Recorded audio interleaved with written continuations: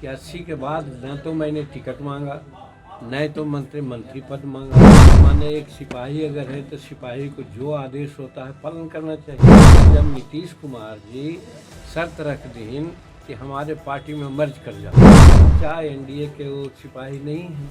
सबसे बड़ी बात यही है कि जितना अहमियत नरेंद्र भाई मोदी जी जीतन मांझी को दिए हैं, देते हैं, जो सब आप लोग जानते हैं। हमारी चर्चा उन्होंने तेलंगाना की मीटिंग में किया, राजस्थान की मीटिंग में किया, तो हम तो इसी से गदगद हैं। देखिए, उनकी अपनी बात है, वो दो तरह की बात बोल रहे थे।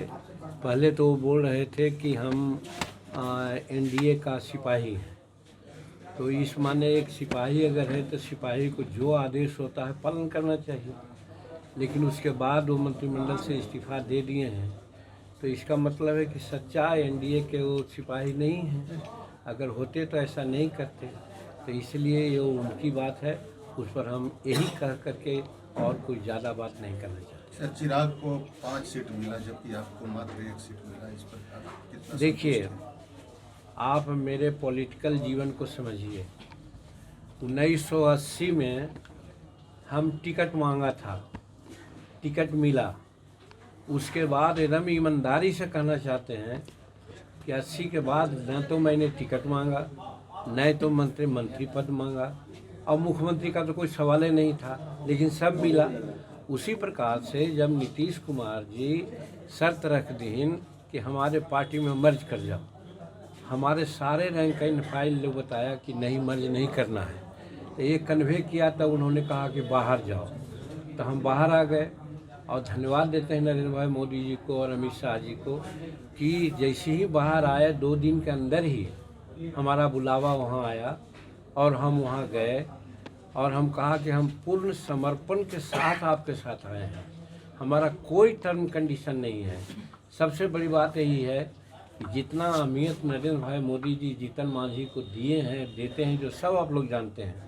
चाहे यूपीए की एनडीए की बैठक में हमको तरजीह दिया, वो रिसीव करने में उनको तरजीह दिया कि नड्डा के बाद हमारा ही नंबर था। फिर वाजपेयी जी के पुण्यतिथि पर भी किसी को नहीं बोले, हमको बोले जीतन जी आप भी माल्यार्पण कर लीजिए।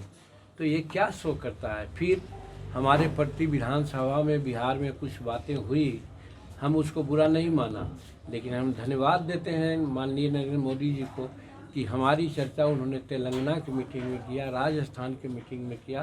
तो हम तो इसी से गदगद हैं कि नरेंद्र मोदी जी इतना हमको, जो दुनिया का सबसे लोकप्रिय नेता है, वो हमको इतना तरजीह देते हैं। तो सीट तो इमैटेरियल है, लेकिन उसके बावजूद भी 1 सीट उन्होंने गया कर दिया। हम इसके लिए उनको धन्यवाद देते हैं।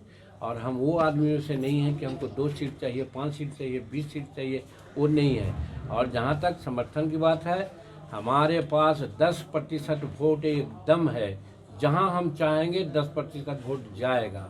इसलिए हम एनडीए को 40 सीट मिले बिहार में, इसके लिए हम सारा शक्ति लगा देंगे।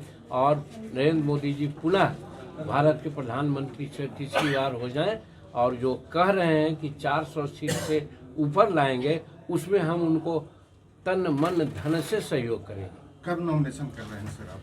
नॉमिनेशन अब हमारे सिपा सलार तो भाई संतोष कुमार सुमन जी हैं, जो राष्ट्रीय अध्यक्ष हैं, और राष्ट्रीय अध्यक्ष जिस दिन नियत करेंगे उस दिन नॉमिनेशन करेंगे।